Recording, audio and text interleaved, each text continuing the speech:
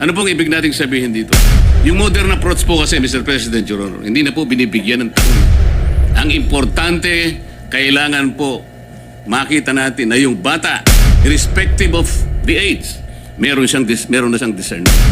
Yun po yung batayan. Kailangan lang mapagtibay natin na yung bata sa maraming elemento, mapapagtibay natin. Meron siyang discernment. Ginawa niya, alam niya yung consequence, pati paraan ng paggamit niya at pa yung kahihinatnan niya at ang epekto sa lipunan, alam na alam niya. Kahit 7 years old, dapat managot. Yun, tumpak. Talagang magaling itong ating Senador Rodante Marcoleta. Kagaya ng sinabi niya, dapat ibaba sa 7 years old yung mapaparusahan na bata na gumawa ng krimen dito sa Pilipinas. Totoo nga naman, di ba? Kasi pag sinabing 7 years old, medyo may isip na yan. Kasi kung hindi yan gagawa ng kalokohan, ibig sabihin, alam niya na yung magiging kahinatnan niya. Pero, sa kabilang banda, may mga 7 years old na talagang gumagawa ng kalokohan at kahit anong gawin ng magulang, ay hindi nila ito kayang pigilan. Yan ang pag-uusapan natin sa araw na ito, kagaya ng debate nila dyan sa Senado. Mainit ang talakayan sapagkat gusto ni Senator Robin Padilla na amyendahan yung batas na tinatawag nilang RA 1063 na pagpaparusa sa mga bata na bumaba yung taong gulang para maparusahan. Yan ang pag-usapan natin, pero bago natin simulan, bago natin talakayin ang video niyan, bati muna tayo ng isa. Magandang umaga po, Luzon, Visayas at Mindanao. At syempre pa sa mga kapatid natin, mga kababayan natin na nasa iba't ibang panig ng mundo. Kamusta na po kayo? Magandang umaga, magandang tanghali, magandang hapon, magandang gabi po sa inyong lahat. Sana po mag-enjoy kayo. Dito sa gagawin natin, may kinalaman ito sa ating mga anak. Kaya tayong mga magulang, lalong-lalo na mga ama at ina ng tahanan, ingatan natin yung ating mga bata kasi yung mga anak natin, kilala lang natin yan sila dito sa ating pamamahay. Pero hindi na natin sila kilala pagdating doon sa labas. Kasi nga naman, hindi natin alam kung sino-sino na yung mga kaibigan, barkada, kakilala at kung ano pa man yan. Yan ang magandang pag-usapan natin. Kasi nga, syempre, para ito sa ikabubuti ng ating bansa. Kagaya ng sinabi ni Dr. Jose Rizal, ang kabataan ang siyang pag-asa ng bayan. Paano na lang kung lahat ng mga kabataan ngayon naggaganon na? Rugby ball, sumisinghot, at kung ano-ano pa. Kaya panoorin natin ang video bago tayo magbigay ng ating malupitang reaksyon. Kung ready na kayo, kahit hindi pa kayo mga magulang, kung may plano kayo mag-asawa, syempre magkakaroon kayo ng mga anak niyan, dito na kayo tumutok. Itong video na ito para sa ating lahat ito. Kaya dapat maging interesado tayo at panoorin na natin ang video. Tanungin muna natin sila kung ready na sila doon sa Senado. Senator Kiko, ready ka na ba? Ay, mukhang ready na si Senator Kiko. Kanina pa ito nag-abang Sige po, Senator Kiko, pasok! Kaya ako tinatanong yun dahil yung bitiw na salita ng bata dito sa video na sinasabing ginawa namin ng krimen dahil alam namin hindi kami mapaparusahan ay maling impormasyon. Hindi tama na hindi sila mapaparusahan. At yung mga edad 16, 15, oo, menor de edad, pero maliwanag sa batas na maaari silang litisin bilang mga nasa hustong gulang na kapag napatunayan na meron silang discernment. At ang katunayan niyan, yung magwad killings, dahil sila ay menor de edad nung naganap, pero sila ay 16 at 17, sila ay nilitis bilang mga nasa hustong gulang at sila ay nakakulong ngayon. In other words, hindi tama yung sinasabi na dahil menor de edad, hindi pwedeng parusahan. Dahil yung dalawang involved sa magwad killings, pinarusahan, nakakulong ngayon. Yun ang puntong isa. Ayaw nating mangyari ang mga ito. Dapat lang mabigyan ng hustisya ang mga biktima ng karumal-dumal na krimen na galing sa menor de edad. Subalit hindi tama pag sinabing kapag menor de edad dapat pakawalan, number one, dahil pag pinakawalan yan, labag sa batas yan at dapat parusahan yung mga nagpapakawala ng mga menor de edad na nagkasala. Yan ang batas. Iba ang batas, iba naman ang implementasyon. Yung nagsasabi namang pinakikita yung birth certificate, may pananagutan din ang mga magulang sa ilalim ng batas. At yung mga nagsasabing ginagamit ng mga bata, may pananagutan din sa nasabing batas. In fact, ang parusa dun sa mga gumagamit ay yung maximum na maaaring maging parusa dun sa krimen na isinagawa ng mga bata at ginamit ng mga sindikato. Ito'y madaling sabihin. Parusahan yung bata, ginagamit ng mga sindikato. Bakit hindi habulin yung mga sindikato? Kasi mas madaling parusahan yung bata. Mahirap parusahan yung mga sindikato. Dahil yun, makapangyarihan. Yung bata, vulnerable. Ginamit na ng mga sindikato, exploited na, biktima na, dahil ginagamit at kinakasangkapan, at mabibiktima ulit ng Estado dahil kailangan silang parusahan at ikulong. Kaya kinakailangan marahil ay balansehin natin. Sa usapin ng unang-una, yun nga ba talaga ang sinasabi ng batas? Diyan sa isyung yan, talagang mainit ang kanilang talakayan ni Senator Kiko at ipinaglalaban niya nga sapagkat kanya po ang batas na ito, itong Juvenile Act na ito, si Senator Kiko po ang isang ang sponsor nito. Kaya dito, itinutuwid niya kung ano talagang laman ng batas na yan, panoorin natin, pakinggan naman natin kung ano masasabi dito ni Senator Robin. Senator Robin, okay ka na ba? Pasok po! Pagka sinabi po natin kasi ng pananagutan, dapat nagbabayad ka ng kasalanan, hindi lang binasa sa'yo. Hindi yung parang gumawa ka ng isang karumal-dumal na krimen. Ito po nakita ko po ito dahil ako po ay kagyat na pumunta sa Camarines Norte nung nirip nila yung batang, ano po ito Senator Kiko magkakaibigan po ito. Yung babae ni Reyna, binidyo nila, lahat, pinatay, lahat po, binidyo, hanggang naagnas yung bata, binidyo. Pagdating po, kasama po ako dun nung dinala po dun sa bahay Pag-asa, ang sabi nung bata, hahantingin ko kayo. Sabi dun sa mga, papatayin ko kayo. Sabi dun sa mga... Ngayon, napakinggan natin yung dalawang senador. Ito na ngayon yung ating bida. Ito yung pakinggan natin kung ano yung malupit na sasabihin niya rito sapagkat ito yung bihasa. Abogado po ito. Sa bagay, si Atty. Kiko, ay si Senator Kiko, abogado rin yan. Pero iba ito, kakaiba itong abogado nito sapagkat saludo tayo rito. Hanggang sa mga panahon ngayon, 72 years old na po ito. Pero malupit ang memory nito. Daig pa yung mga memory ng mga cellphone natin. Di ba? Kaya kung ready na kayo, panoorin natin kung ano masasabi ng ating senator na ipinagmamalaki ng taong bayan. Ngayon, gagamit ako ng salitang taong bayan sapagkat mas maraming Pilipino ang nagkakagusto dito sa senador natin na ito. Pwera na lang doon sa mga ob-ob ng mga vloggers. Kaya bago humaba, panoorin natin at mamaya magbibigay tayo ng ating sariling reaksyon.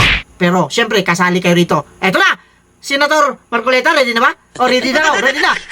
Senator Marcoleta, take it away. Mr. President, next to interpolate is Senator Rodante Marcoleta. I move the TV recognized. Senator Marcoleta is recognized. Thank you, Mr. President.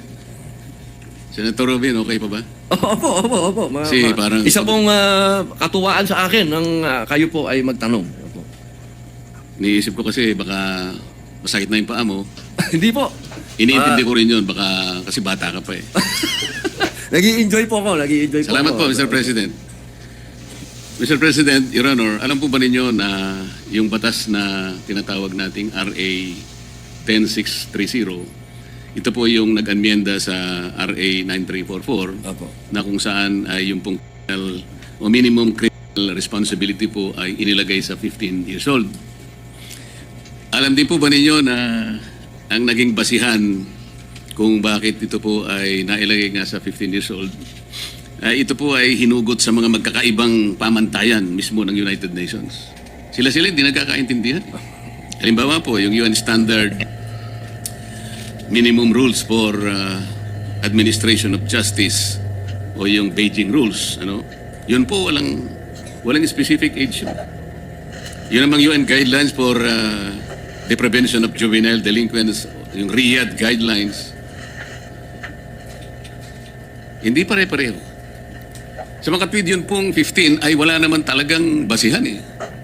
Pwedeng 8, pwedeng 9, pwedeng 10. Ang pinag-uusapan po kasi rito in the final analysis, Mr. President, ay yung kapasidad ng isang bata na gumawa ng isang karumal-dumal. Kung kaya niya, kung meron siyang kapasidad na maintindihan niya ang pagkakaiba ng mali at saka yung tama. Yun ang ating pamantayan. Sa mga tweet, kung yung bata, kahit na 7 taon lang, ngunit kahit papaano mo pagbalik-balik ta rin ang mapangyayari, alam niya ang consequence.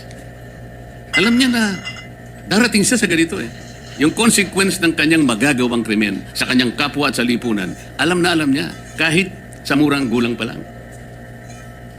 Pati yung ginamit niyang pamamaraan kung paano niya isasakatuparan yung krimen, isinasangkot din yun eh. Yung lawak nung consequence na kanyang nagawa, isinasang-alang-alang yun eh. Doon sa discretion na pinauunawa sa atin ng Korte Suprema sa pamagitan ng paggagawad niya ng guidelines. At ang pinakamahirap po, Mr. President, Your Honor, alam po ba ninyo ang magpapatunay na yung bata na gumawa ng karumal-dumal na tinatawag nating hinyo, ang burden of proof yung Estado. Ikaw ang magpapatunay na meron siyang diskresyon. Kapag nagkamali ka ng paglalatag mo ng ebidensya, absuelto yung bata. So nakapataw pa po, Mr. President, sa pananagutan ng Estado, kung ikaw ang prosecution, ikaw ang dapat sana patunayan ng bata, wala pa po akong diskresyon eh. Ang totoo niyan, hindi ko po kayang timbangin. Hindi ko po talaga alam na ganito po palang mangyayari. So sasabihin ng korte ngayon, walang diskresyon ito. Ligtas na naman siya. Ngayon, tutulong po yung social worker. Doon, hindi natin alam kung anong pamantayan na gagamitin ng social worker. Hindi po natin sinasabi, Mr. President, Your Honor, na wala pong kakayanan ng social worker. Ngunit napakarami pong isasaalang-alang dun eh. Para talaga mapagtibay mo na walang kakayahan talaga yung batang yun. Na yung kanyang ginawa, wala pa siyang kamalayan eh. Pero hindi binding sa korte yun eh. In the final analysis, Mr. President, Your Honor, ang magpapasa yung korte. O sige, palagay mo. May diskresyon, sabi ng korte. Pero sinasabi ng batas ngayon, na yun po yung ninanais niyong susugan, tama naman po kayo ron eh. Ang sinasabi po niya kasi ron eh, kailangan makilala natin kung anong mga consequences. Napakahirap po eh. At pagkatapos, sige, napagtibay na. Hindi po ako naniniwala yung batas sa ngayon ay sapat para dun sa consequence na nagawa ng bata. Napatunayan na may discretion eh. O sinabi ng batas, sige, mandatorily you will be confined at the Bahay Pag-asa. Pati nandun eh. Pero yung pong Bahay Pag-asa, rehabilitative po yun eh. Hindi po yung punitive na kagaya po ng mga preso na binabanggit nyo kanina na kung saan naawa kayo sa mga batang gumawa no, kaya pinaghiwalay po ninyo sila eh. Nandun po ba yung pasilidad na talagang yung bata na nakagawa ng kasalanan na yan? Kompleto po ba yung pasilidad? Nandun po ba yung mga psychologists? Nandun po ba yung mga guidance counselor? Nandun po ba yung mga disciplinarian? O yung mga iba pang sektor ng lipunan na merong interest para ma-rehabilitate yung bata na yun? Talaga bang nandun lahat yun? Sapagkat kung wala, yung bata, hindi rin may tutuwid yun. Kagaya nga po na sinasabi kanina, Senator Tulfo, pabalik-balik yun eh. Recidivist na yun eh. Pero, baka 7 years old. Kamukha po ng example nyo kanina, 8 taon lang nakagawa na eh. 10 taon lang nakagawa. Ano pong ibig nating sabihin dito? Yung modern approach po kasi, Mr. President, Your Honor, hindi na po binibigyan ng taon eh. Ang importante, kailangan po makita natin na yung bata, irrespective of the age, meron na siyang discernment. Yun po yung batayan. Kailangan lang mapagtibay natin na yung bata sa maraming elemento, mapapagtibay natin. Meron siyang discernment. Ginawa niya, alam niya yung consequence, pati paraan ng paggamit niya at pa yung kahihinatnan niya at ang epekto sa lipunan, alam niya. Kahit 7 years old, dapat managot siya. Mr. President, kayo po ba'y naniniwala na dapat ganun ang approach natin, Mr. Opo. President, Your Honor? Opo. Grabe yung salpukan nila dyan. Eto, 3 pa lang. Kung mapapansin ninyo, bago magtanong itong ating Senador Rodante Marcoleta kay Senator Robin, tinanong niya muna kung okay pa ba siya. Eto kasi yung mga style ng mga abogado. Kung titignan natin ito, talagang simple lang ito. Kumbaga, irrelevant doon sa kanyang gagawin. Pero, yan yung mga style ng mga abogado. Ganito talaga yung mga strategy nito. Kagaya nung ginawa niya kay Pia Cayetano. Ginawa niya kay Tito Soto. Tito Soto ba yun? Ito yung mga style nila. Pero, ganun pa man, mayroong kayong napansin mga kapatid, mga kababayan at mga boss. Kagaya na sinabi ko rito kanina, kasali kayo rito. Kaya mamaya, mag-comment din kayo kung anong masasabi niyo tungkol dyan sa batas na yan na mula sa 15 years bababa para kay spaghetti. Gagawin na lang itong 7 years old ang pwede ng kasuhan. Kung para sa akin, agree ako dito. Pero syempre, kukunin natin yung pulso ng mga dito, subscribers ni Boss Rick. Ngayon, kung anong masasabi ninyo, mamaya na kayo mag-comment dyan. Panoorin nyo muna ito. May mga salitang sa abogado lang natin naririnig dito. Unang-una, yung tinatawag nilang discretion. Ano ba yung discretion? Dalawa yun eh. Discretion at yung isa naman, discernment. Unahin natin yung discretion. Ngayon, mababasa ninyo dyan. Dyan, ayan. Yan. Basahin ko rito at basahin din ninyo dyan. Ang ibig sabihin ng discretion sa English, the freedom to decide what should be done in a particular situation. Dyan pa lang, mayroon na tayong naiisip kung ano ibig sabihin nito. Dito may nakalagay rito, similar. Ibig sabihin kaparehas. So pwede mong gamitin yung choice or option. Yung mga option nandiyan yan sa cellphone natin. Yung mga choice nandun yon sa mga grocery, lalo na yung mga palaman. Alam na ninyo ibig ko sabihin. Yan ang ibig ko sabihin. Pero sa Tagalog talaga, ang nakalagay rito, pagpapasya. Ibig sabihin, kung mayroon kang discretion, yung bata, kung mayroon na siyang alam niya na, yung ginagawa niya, nagpasya na siya, at alam niya na, yung anong gagawin, anong mangyayari doon sa gagawin niya, doon sa balak niya palang gawin, yun, dapat pasok siya roon na kasuhan.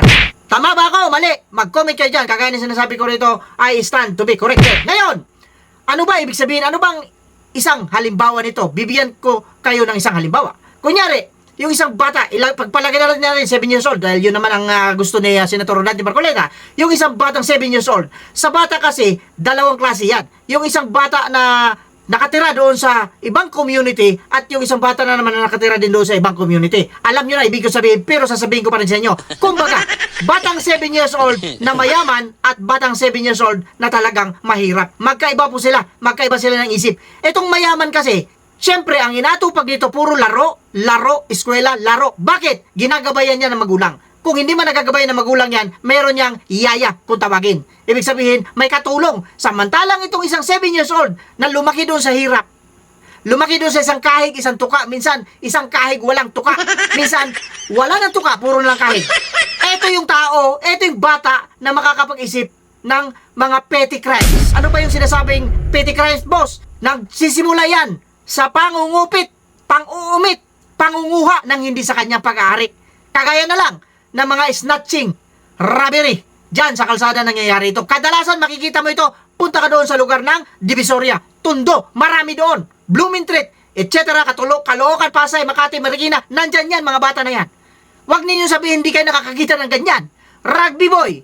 Pero itong si mayaman, hindi nagra-rugby yan. So ibig sabihin, mas malakas ang impluensya doon sa batang naghihirap kasi gusto niya may makain. Para hindi siya magutom, gagawa ng paraan ito para hindi magutom. Ibig sabihin, mangunguha ito, manguumit ng hindi sa kanya. Diyan lumalabas, diyan pumapasok yung petty crimes. Yan yung sinasabi dito na mayroon na siyang pagpapasya. Ibig sabihin, nagpasya siya. Discretion. Nagpasya siya doon. Nakuhanin niya yung isang bagay na hindi sa kanya para mabuhay siya. Para masuportahan niya yung kanyang gusto. Lalo na yung mga bata na gumagamit ng ipinagbabawal na gamot. Sana naintindihan ninyo yung paliwanag natin kasi mahaba-haba itong video na ito. Magdamagan tayo rito ngayon kaya pagtsagaan ninyo dahil mayroon pa tayo isang isa na namang term na babanggitin natin dito at sa abot ng ating makakaya ipapaliwanag natin ito. Ano ito? Tapos na tayo sa discretion. Ibig sabihin, pagpapasya. Tandaan ninyo ha. Ito, punta tayo sa discernment. Ito yung discernment. Ito yon. Ayan, nababasa niyo dyan. Basahin ko lang. Tagalog. Pag-unawa. Madali lang, di ba? Pag-unawa ibig sabihin, discernment. Ngayon sa English, the ability to judge. Ulitin ko, the ability to judge well and to make wise decisions. Often by distinguishing between what is good and bad or what is true and false. Napakadali, di ba? Madali lang. So ibig sabihin, pag-unawa. Ibig sabihin, nauunawaan niya yung mali at yung tama. Ngayon, alam niya ng mali, ginawa niya pa rin doon, pasok pa rin siya doon sa juvenile case. Di ba? Napansin niyo mga kapatid, mga kababayan at mga boss? Yan ang gusto mangyari ni Senator Rodante Marcoleta at hanggang ngayon, pinagdidibatihan pa rin yan dyan sa Senado. Ngayon, ang napanood natin dito, 3 senador lamang yung nakilahok. Ngayon, hindi pa natin masabi kung mayroon pang mga senador sa susunod ng mga araw sapagkat matagal ang proseso nito sa pag-amyenda ng batas. Itong batas na inaamyendahan nila, ito yung tinatawag natin kanina na RA 10630. Tapos, galing ito doon sa RA 9344 na ang panukala doon, 15 years old above, yun ang dapat pasok sa batas na ito. Pero ito nga sinasabi natin dito, gustong amyendahan ni Senator Robin Padilla na ibaba yung edad ng mga bata na nagkasala. Sa totoo lang, maraming mga bata talaga na alam na nila yung kanilang ginagawa, pero kagaya ng sinabi natin dito, nakakalusot pa rin pagdating sa batas natin. Kagaya ng sinabi ni Senator Kiko kanina, mali yung kaisipan na kapag kabata ka, kapag ka minor age ka, minor de edad ka, hindi ka pwedeng parusahan. Mali daw yun. Yun ang sabi niya. Pero sa totoong nangyayari, mali siya. Senator Kiko, kung nakikinig ka, maling-mali ka. Kasi, ang hirap sa atin, nandyan lang kasi tayo sa ating environment. Hindi tayo lumalabas doon sa sinasabi nilang mga totoong bata, mga totoong pangyayari, kagaya na lang sa mga relocation area, relocation site, nando sa mga urban poor. Diyan nyo yan makikita ang mga bata nakakaiba yung estilo niyan. Iba kasi ang nakikita nila, iba yung environment na kinalakihan nila, kaya yung pagkatao din nila, iba. Matitigas yan. I-compare mo yan doon sa 7 years old na mayaman, sakitin yun. Pagka pinaulanan mo dyan, mamaya iiyak yan. Pero itong 7 years old na lumaki doon sa hirap, kahit ibilad mo sa kainitan yan, ibilad mo sa araw yan, ulanan mo yan maghapon, wale, hindi tatalab. Bakit? Malakas ang kanyang katawan. Malakas yung kanyang immune system. Bakit? Doon kasi siya nakatira sa madudungis, maruming lugar. Napansin niyo ang pagkakaiba ng mayaman na 7 years old at saka mahirap na 7 years old? Magkaiba yan. Pag nag-away yan, siguradong itong 7 years old na mayaman, iiyak ito. Itong 7 years old na lumaki sa hirap, malakas, marunong gumamit ng kanyang kamay kung paano niya gamitin. Yan ang realidad na minsan itong mga senador natin, hindi naman sa lahat, fuera de los buenos. Hindi naman lahat ng mga senador, kagaya ngayon, nandyan na yung ating senador, Rodante Marcoleta.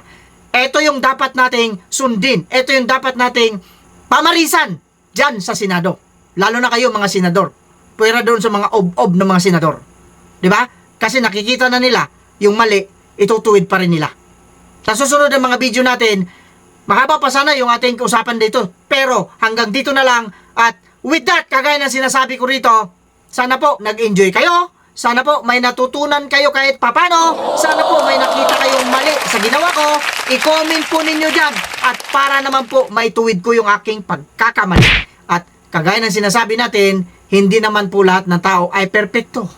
Pwera na lang po kay Mang Pekto. Siya lang po yung perpekto. Pero yung pangalan niya lang. Pangalan niya lang. Yung kanyang mga gawain, namumulol ako. Yung kanyang mga ginagawa, yun ang hindi perpekto. With that, kagaya ng sinasabi natin dito, maraming salamat po sa suporta ninyo. Shoutout sa lahat ng mga nagpapashoutout. Ilalagay ko na lang dyan, huwag kayong mag-alala. Kagaya ng sinasabi natin dito, mag-iingat po tayong lahat. Pwera lang sa mga taong Obob.